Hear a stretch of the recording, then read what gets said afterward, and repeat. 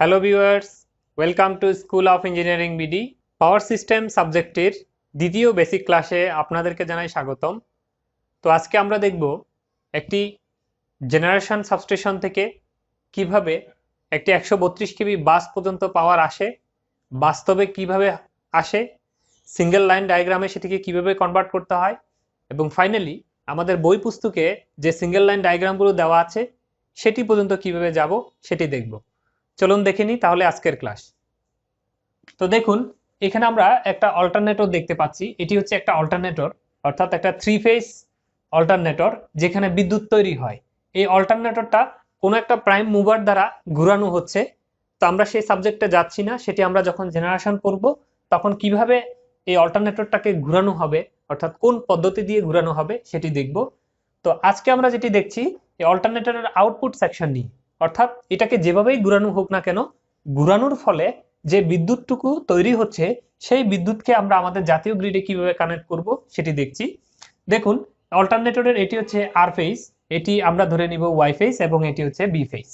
তো এই তিনটি ফেজ অর্থাৎ আর, ওয়াই এবং বি। আর অল্টারনেটরের যে স্টার পয়েন্ট বা কমন পয়েন্ট যেটি আছে সেটিকে আমরা কি করে দিয়েছি, গ্রাউন্ড করে দিয়েছি। এটা হচ্ছে সলিডলি গ্রাউন্ড। খেয়াল করুন আপনারা, এই যে এই গ্রাউন্ড পয়েন্টটা আমি দেখুন সরাসরি একটি তারের মাধ্যমে ডাইরেক্ট গ্রাউন্ড করে দিয়েছি। তো এই গ্রাউন্ডকে বলা হয় সলিডলি গ্রাউন্ড। কখনো এই গ্রাউন্ড করার সময় এখানে একটি রিয়েক্টর থাকতে পারে, অর্থাৎ একটি কয়েলের মাধ্যমে গ্রাউন্ড করা। তো এটাকে বলা হয় যে গ্রাউন্ডিং থ্রোট রিয়েক্টর। তো এইটার নাম কি, এই কয়েলটার নাম হচ্ছে গ্রাউন্ডিং রিয়েক্টর। তো গ্রাউন্ডিং কখনো যদি এই ধরনের রিয়েক্টর দ্বারা যদি গ্রাউন্ড করা হয় তাকে আমরা বলবো কি, গ্রাউন্ডিং থ্রো রিয়েক্টর। আবার কখনো গ্রাউন্ডিং রিয়েক্টর ইউজ না করে রেজিস্টর ইউজ করতে পারে, এই ধরনের একটা রেজিস্টর থাকতে পারে। তো তখন এই রেজিস্টরটার নাম হবে কি, গ্রাউন্ডিং রেজিস্টর। তো আমরা শুরুতে সলিডলি গ্রাউন্ডেড, অর্থাৎ সরাসরি এই যে স্টার টার্মিনাল সরাসরি গ্রাউন্ড, এটি দেখব। তো এই ধরনের সলিডলি গ্রাউন্ড করা একটা অল্টারনেটর এর 3 ফেজ প্রথমে বিদ্যুৎ তৈরি করবে, করে সাপ্লাই দেওয়ার জন্য বের হবে। এটি হচ্ছে এই টার্মিনালগুলো বের হয়েছে, দেখুন অল্টারনেটর থেকে একটা, দুইটা, তিনটা টার্মিনাল বের হয়েছে। তো কত ভোল্টেজ তৈরি করছে এটি নিশ্চয়ই মেপে দেখার দরকার আছে, অর্থাৎ অল্টারনেটরটা আমাকে কত ভোল্টেজ দিচ্ছে। তো অল্টারনেটরের একটা রেটিং থাকে, সেটি এই অল্টারনেটর ম্যানুফ্যাকচারিং কোম্পানি যখন তৈরি করে ওই রেটিং এর উপর বেস করেই এটি মূলত তৈরি করে। তো তারাই বলে দেয় যে অল্টারনেটরটা এত কেবি বিদ্যুৎ তৈরি করতে পারবে, এত এমবিএ পাওয়ার দিতে পারবে আপনাকে। অ্যাটলিস্ট দুটো রেটিং আমাদের এই অঙ্ক করতে লাগবে, একটি হচ্ছে কি ভোল্টেজ রেটিং, আরেকটি হচ্ছে পাওয়ার রেটিং, কত পাওয়ার বা কত এমবিএ এটি, আরেকটি হচ্ছে এটির ভোল্টেজ কত। তো আমরা ধরে নিলাম যে এখানে 11 কেবি তৈরি হচ্ছে। এই 11 কেবিটা আসলেই বরাবর 11 কেবি তৈরি করছে, নাকি একটু বেশি করছে, না একটু কম করছে, এই জিনিসটা দেখার জন্য দেখুন এখানে তিনটি জিনিস লাগানো আছে। এগুলোর নাম হচ্ছে মূলত পিটি। এই সিঙ্গেল ফেজ পিটি এখানে আমি লাগিয়ে দিয়েছি, দেখুন প্রত্যেকটি পিটি গ্রাউন্ড করা, কিন্তু গ্রাউন্ড করা মানে হচ্ছে গ্রাউন্ডের সাপেক্ষে সিঙ্গেল ফেজ। তো এই পিটির কাজ কি, এই পিটির কাজ হচ্ছে মূলত কি, এই লাইনগুলোতে ভোল্টেজ কত আছে সেটি পরিমাপ করে দেখা। তো আমরা পিটির কাজ বুঝলাম। পিটির পরে এ দেখুন এই 3 ফেজ এখানে আসলো, আসার পরে এই তিনটি যে সুইচ দেখতে পাচ্ছেন এটি মূলত গ্যাং অপারেটেড। আমি বুঝাচ্ছি গ্যাং অপারেটেড কি জিনিস। এই গ্যাং অপারেটেড আইসোলেটর, আমি কি বলেছি এগুলোর নাম হচ্ছে আইসোলেটর। কি কাজ এগুলো, কাজটা আমরা একটু পরে দেখি। গ্যাং অপারেটেড শব্দের অর্থ হচ্ছে আপনি যদি একটাকে অন কমান্ড দেন, মানে আপনি ওপেন হয়ে যান বা ক্লোজ হয়ে যান, যদি কমান্ড যদি দেন, ওই যে কন্ট্রোল রুম দেখিয়েছিলাম আমি আমার পূর্বের লেকচারে, সেখান থেকে যদি এই আইসোলেটর গুলোকে অন হয়ে যাও বা অফ হয়ে যাও এই ধরনের কমান্ড যদি দেওয়া হয়, তাহলে একসাথে তিনোটা ওপেন হয়। যদি ওপেন হয় তিনোটা একসাথে হবে, আবার যদি ক্লোজ হয় তিনজন একসাথে হবে। তো এই ধরনের এট এ টাইম যদি তিনজন একই সাথে হয়, এই যে অপারেশন মোড, এই অপারেশনকে বলা হয় গ্যাং অপারেটেড। তো এটি আইসোলেটর। দেন এই যে তিনটি জিনিস দেখতে পাচ্ছেন কয়েল আকারের, এটি হচ্ছে তিনটি সিটি।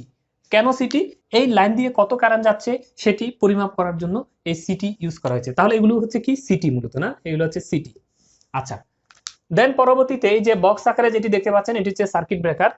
3 ফেজের জন্য তিনটি, মনে রাখবেন এখানে প্রতিটি ফেজের জন্য প্রতিটি আলাদা আলাদা করে হবে, এবং সিটিও তিনটা হবে, আইসোলেটরও তিনটা হবে, ব্রেকারও তিনটা হবে, প্রতিটি ফেজের জন্য আলাদা আলাদা করে হবে, এবং এগুলো গ্যাং অপারেটেড হবে। এই ব্রেকারগুলো কি গ্যাং অপারেটেড, অর্থাৎ যে যখন আপনি অন কমান্ড দিবেন তিনজন একসাথে অন হবে, যখন অফ কমান্ড দিবেন তিনজন একসাথে অফ হয়ে যাবে। এটাকেই বলা হয় কি গ্যাং অপারেটেড। তো এই সার্কিট ব্রেকার, এটা সার্কিট ব্রেকার থাকবে, আর সার্কিট ব্রেকারের ও পাশে আরেকটি গ্যাং অপারেটেড আইসোলেটর, তারপরে আপনার একটা ট্রান্সফরমারে দেয়া হবে। দেখুন এইটি হচ্ছে 11 কেবি। কিভাবে বললাম, আমি বলেছি যে এই আমার অল্টারনেটরটি কি তৈরি করে, যে ভোল্টেজ তৈরি করে সেটি 11 কেবি। তো এই 11 কেবি কে জাস্ট আমি তিনটা আইসোলেটর, তিনটা সার্কিট ব্রেকার এবং তিনটা আবার আইসোলেটর হয়ে কি করেছি, একটা ডেল্টা ট্রান্সফরমার, এটা আমার প্রতীকী, অর্থাৎ এটা আমি ধরেছি এমনি যে ডেল্টা স্টার আমি ধরে নিয়েছি, আমার পাওয়ার ট্রান্সফরমারটা রেটিং ডেল্টা স্টার ধরে নিয়েছি। আপনারা চাইলে এটিকে স্টার ডেল্টা বিভিন্ন কিছু ধরতে পারেন, যদিও এটা বাস্তবসম্মত নয়, কিন্তু আমি জাস্ট বোঝানোর সুবিধার্থে এমনি একটা ডেল্টা স্টার ট্রান্সফরমার ধরে নিয়েছি, এছাড়া অন্য কিছু নয়। একটা ডেল্টা ট্রান্সফরমারের এইভাবে আপনারা কি করবেন, এদিক থেকে পাওয়ারটা ইনপুটে দিবেন। এখন প্রশ্ন হচ্ছে, দেখুন এই যে গ্যাং অপারেটেড প্রতিটা যে আইসোলেটর, এতগুলো আইসোলেটর কেন আমরা এখানে দিলাম, তার কারণ হচ্ছে দেখুন যখন আপনার এই ব্রেকারটা দিয়ে অন অফ করবেন তখন এই অল্টারনেটরটা থেকে এই সেকশনটা কি করা যায়, অন করা যায় বা অফ করা যায়, জাস্ট লাইক এ সুইচ। আমরা যেরকম সুইচ অন অফ করি, এই সার্কিট ব্রেকার গুলো দিয়েও কি করা যায়, অন অফ করা যায়। এখন কথা হচ্ছে, যাকে দিয়ে আপনি অন অফ করছেন সে যদি নষ্ট হয়ে যায় তখন তাকে কি করতে হবে, মেরামত করতে হবে, এখানে মানুষ উঠে কাজ করতে হবে। তো মানুষ উঠে যদি কাজ করতে চায় তখন দেখুন যদি এই আইসোলেটর গুলো না থাকতো, পাওয়ার তো এই দুই মাথায় এসে বসে থাকতো, অর্থাৎ এদিকে জাতীয় গ্রিড থেকে এদিকে যদি অন থাকে এই ট্রান্সফরমারটা হয়ে এখান পর্যন্ত পাওয়ার এসে বসে থাকতো, কিংবা অল্টারনেটর যদি চালু থাকে তাহলে এখান পর্যন্ত এসে পাওয়ার বসে থাকতো, তখন একজন লোক এইখানে গিয়ে কাজ করতে পারতো না। তো এই কারণে এই সিটিটা নষ্ট হতে পারে, এটা নষ্ট হতে পারে। তো এই অসুবিধা দূর করার জন্য যদি এইখানে কোনো মেশিন, অর্থাৎ আমার সিটি হোক, ব্রেকার হোক, এগুলো যদি নষ্ট হয়ে যায় সেক্ষেত্রে মানুষ উঠে যেন কাজ করতে পারে, এই জন্য এই লাইনটাকে দুই দিক থেকে, অর্থাৎ এদিক থেকে একটা এবং এদিক থেকে একটা ওপেন করার একটা ব্যবস্থা আমরা রাখবো, যার নামই হচ্ছে মূলত কি, আইসোলেটর। আমরা ভবিষ্যতে সুইচ গিয়ার পার্টটাতে আমরা যখন ঢুকবো তখন এই সার্কিট ব্রেকার আইসোলেটরের বিশাল ডিফারেন্স আমরা দেখবো। তো এখন আমরা যা সংক্ষিপ্ত আকারে দেখে নিচ্ছি। তো দেন একটা ডেল্টা সাইডে আমরা ইনপুট দিলাম, দেখুন ডেল্টা। তো এই ডেল্টা কি করবে, এটা একটা ট্রান্সফরমার, আর এই দুই দাগ দ্বারা মূলত বোঝানো হয় ট্রান্সফরমারের কোর। তো এই কোরের মাধ্যমে ফ্লাক্স এদিকে যাবে, আমরা অলরেডি ট্রান্সফরমারের সেকশনে দেখে ফেলেছি কিভাবে কাজ করে এগুলো। তো এই ট্রান্সফরমার এদিকে কি করবে, স্টার ওয়াইন্ডিং করা এবং এদিকে ইনডিউসড হবে। আমরা ধরে নিলাম এই ট্রান্সফরমারটার রেটিং হচ্ছে 11 কেবি অবলিক 132 কেবি, অর্থাৎ 11 কেবি কে সে কি করে 132 কেবিতে কনভার্ট করে। তো কনভার্ট করে তাহলে দেখুন এই জেনারেশন হচ্ছে 11 কেবি, এটাকে স্টেপ আপ করে এই ট্রান্সফরমারটা কি করেছে, 132 কেবি করে দিয়েছে। তো 132 কেবি কেন করলো, কেন 132 কেবি করা হলো, সরাসরি 11 কেবি কেন গেল না, সরাসরি 11 কেবি আমি বাসা বাড়িতে কেন নিলাম না, অনেক প্রশ্ন কিন্তু আমাদের আসে। অদূর ভবিষ্যতে আমরা সেটি সমাধান করার চেষ্টা করব বা বলার চেষ্টা করব। আমার আজকের ভিডিওর যে উদ্দেশ্য সেটি সফল করার জন্য সময় সাপেক্ষ আমি ওই কথাগুলোতে আর যাচ্ছি না, অন্য আরেকটি লেকচারে হয়তো সেগুলো বুঝিয়ে দিব। তো দেখুন এখানে এই ট্রান্সফরমারটি কি করা, গ্রাউন্ডিং করা, না গ্রাউন্ডিং করা এইভাবে। তো দেন এই ট্রান্সফরমারের পরে আবার সেই আইসোলেটর, মনে রাখবেন কোন একটা ব্রেকার যদি লাগান আপনি, ওই ব্রেকারের দুই পাশে অবশ্যই আপনাকে দুটো কি করতে হবে, আইসোলেটর রাখতে হবে, যেন এই ব্রেকার যদি নষ্ট হয় তাহলে ব্রেকারে উঠে যেন মানুষ কাজ করতে পারে, এই জন্য দুই দিক থেকে ওপেন করার একটা ব্যবস্থা আপনাকে রাখতেই হবে। এই জন্য যেখানে ব্রেকার হবে তার দুই পাশে দুটো কিন্তু আইসোলেটর হবে, দুই সেট, এ পাশে একটা এ পাশে একটা।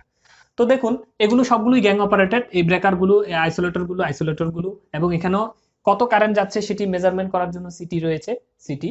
দেন দেখুন এই ডটেড লাইন দ্বারা আমরা বুঝিয়েছি এটি একটি ট্রান্সমিশন লাইন, মানে অনেক দূর গিয়েছে, এই ডটেড লাইন মানে হচ্ছে অনেক দূর গিয়েছে, যাওয়ার পরে মনে করেন এখানে একটা গ্রিড, এখানে গ্রিড কন্ট্রোল রুম আছে, ওই গ্রিড কন্ট্রোল রুমের 132 কেবি বাস।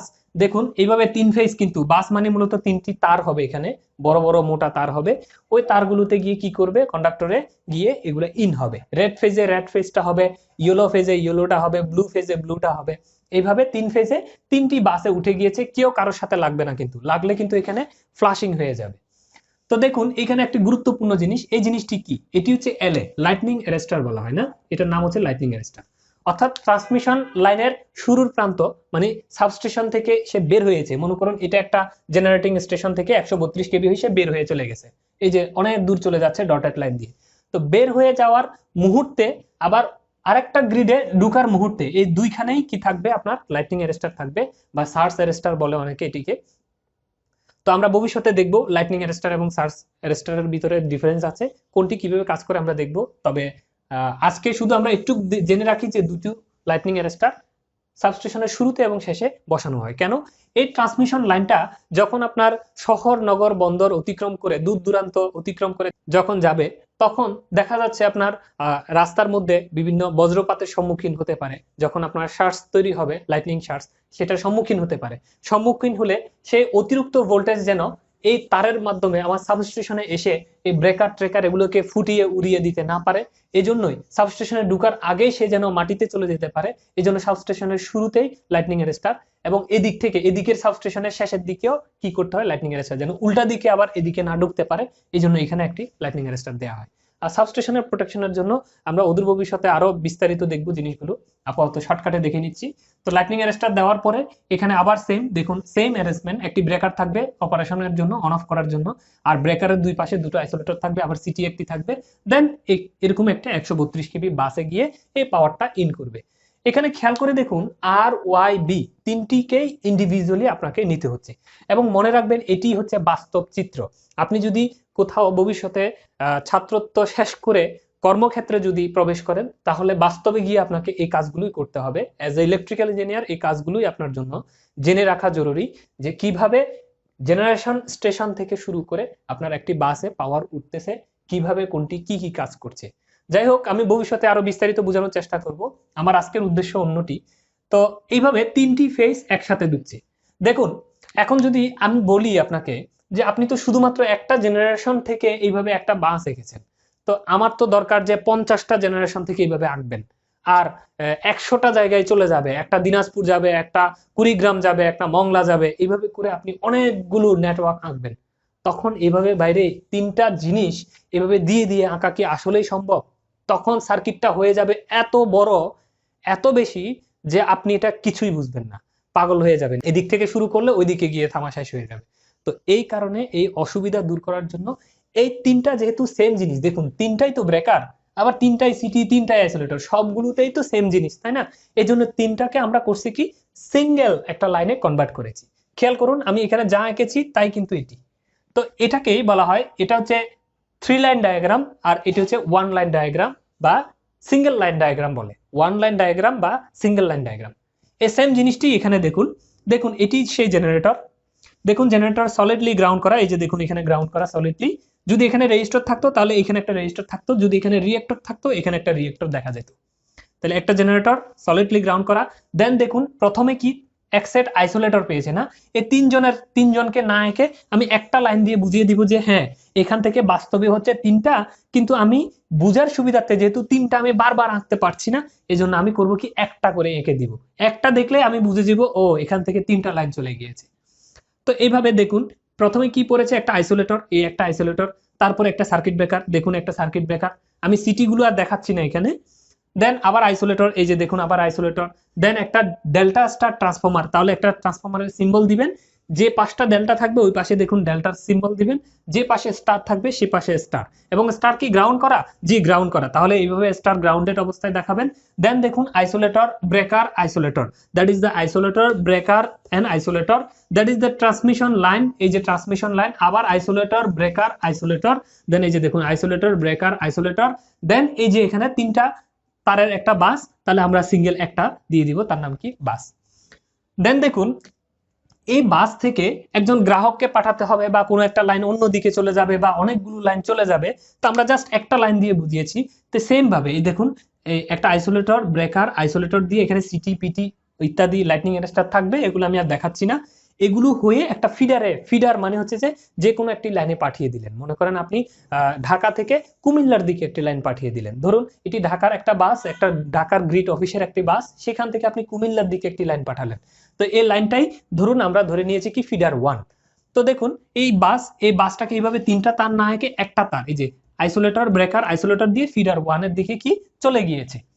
তাহলে এটি হচ্ছে কি, আমরা যখন বাস্তবে কোনো একটা ড্রয়িং হাতে নিব, অর্থাৎ কোনো একটা গ্রিড নেটওয়ার্কের যখন আমাদের হাতে এরকম একটা ড্রয়িং আসবে, তখন ঠিক জিনিসটা এই ধরনের করে আসবে, যে তখন আমাদের দেখে বুঝে নিতে হবে ও 1 লাইন ডায়াগ্রামে এইভাবে জিনিসটা বোঝানো আছে, তার মানে লাইনগুলো এইভাবে এখান থেকে করে ওই দিক দিয়ে করে চলে গিয়েছে।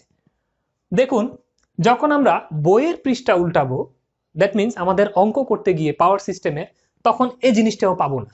কিভাবে? সেটি আরো কম্প্রেসড করা অবস্থায় পাবো, দ্যাট ইজ দিস ফিগার। তো এটিতে কিভাবে পাবো দেখুন, এটি হচ্ছে আমাদের বইয়ের চিত্র। বইয়ের চিত্রে আমরা ঠিক পাবো জিনিসটি এটা, যে এটি একটি জেনারেটর, এটি গ্রাউন্ড করা, এবং এই জেনারেটরের একটা রেটিং দেওয়া থাকবে। আমি আনুমানিক লিখেছি 200 MVA 11 kV একটা জেনারেটর। আর একটা দেখুন এখানে এই যে আইসোলেটর, ব্রেকার, আইসোলেটর ছিল না, এগুলো দেখুন কিচ্ছু দেখানো হয় নাই, কারণ বলছে কি এগুলো তো এমনিতেই থাকবে লাইনে। এটার শর্ট অর্থ কি? অর্থ হচ্ছে বাস্তবে আমরা যখন এগুলো করব তখন এমনিতেই থাকবে, এগুলো এগুলো ছাড়া তো হবেই না। এজন্য এগুলোকে বারবার বারবার এঁকে, এই যে দেখুন এখানে এখানে বারবার এঁকে লাভ কি? এগুলো তো আমার বাস্তবে যখন একটা জিনিস ডিজাইন করব তখন তো আনতেই হবে। তো সেই কারণে এগুলোকে আমরা শর্ট কল্পনা করে, অর্থাৎ এগুলা এটা একটা তার কল্পনা করে দিয়ে দিব, এইভাবে করে ডাইরেক্ট ট্রান্সফরমার পর্যন্ত চলে গিয়েছে। যাওয়ার পরে একটা ট্রান্সফরমার ইউজ করেছি, এখানে ডেল্টা স্টার এবং স্টার সাইড গ্রাউন্ড করা। ট্রান্সফরমারের একটা রেটিং থাকবে, যে 11/132 হতে পারে বা 11/230 হতে পারে, তা একটা MVA রেটিং থাকবে। এইভাবে রেটিং দিয়ে এখান থেকে সরাসরি দেখুন একটা ট্রান্সমিশন লাইন, এখানে একটা ট্রান্সমিশন লাইন আছে না, এই যে দেখুন ট্রান্সফরমারের পরে এইটা এই সেকশনটা হচ্ছে একটা ট্রান্সমিশন লাইন। আর ট্রান্সমিশন লাইনের পরে সরাসরি কোথায় একটা বাসে গিয়ে লেগেছে, ট্রান্সমিশন লাইনের পরে দেখুন একটা বাসে গিয়ে লেগেছে, এবং বাস থেকে একটা ফিডার বের হয়ে গেছে। চাইলে আপনি এদিকে দিতে পারেন, এদিক থেকে দিতে পারেন, অসুবিধা নেই। অর্থাৎ এই বাস থেকেই একটা ফিডার চলে গিয়েছে। তাহলে এই যে মোস্ট কম্প্রেসড অবস্থায় এটি দেখা যায় হচ্ছে আমাদের বই পুস্তকে। আর এই চিত্রটার যদি আমরা বাস্তবিক ড্রয়িং দেখি তাহলে দেখব এই ধরনের। আর এটার যখন আমরা ফিল্ডে যাব, অর্থাৎ বাস্তবে কাজ করতে যাব, তখন দেখব এটি। তো এটি দেখে আসলে ভয় পাওয়ার কিছু নেই, একদম সিম্পল একটি জিনিস। তো আমরা যখন অঙ্ক করব তখন এই চিত্রগুলো আমাদেরকে সহযোগিতা করবে, অর্থাৎ আমরা যে কথাগুলো বলে নিয়েছি সেই কথাগুলো মূলত আমাদের অঙ্ক আকারে আসবে, ভবিষ্যতে পাওয়ার সিস্টেম অঙ্ক করার ক্ষেত্রে কাজে আসবে। তো এটা আমরা তখন বুঝে নিব। এভাবে সিঙ্গেল লাইন ডায়াগ্রামগুলোকে 3 লাইন ডায়াগ্রাম থেকে সিঙ্গেল লাইন ডায়াগ্রামে কনভার্ট করে আঁকা হয় বা লেখা হয়। অদূর ভবিষ্যতে এর অঙ্ক করার সময় আপনারা বিস্তারিত দেখবেন। তো সেই পর্যন্ত ধৈর্য ধরে ভালো থাকুন। ধন্যবাদ সবাইকে।